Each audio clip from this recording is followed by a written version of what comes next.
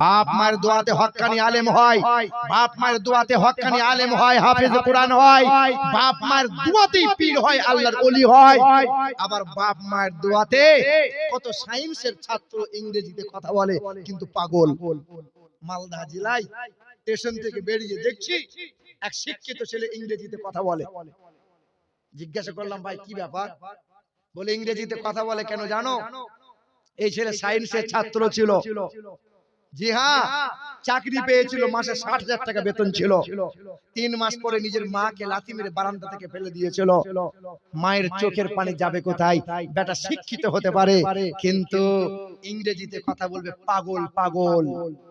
মায়ের বদদুয়া নিও না। পৃথিবীর জমিনে সবার আগে বাপ মায়ের দোয়া লাও, বাপ মায়ের পায়ে তেল মালিশ করো, বাপ মায়ের পায়ে চুমা খাও। বেটা বাপ মা তো চলে গেছে, আরে বাপ মায়ের জন্য জান্নাতি যত হাওয়া পাই, জান্নাতি মেওয়া পাই।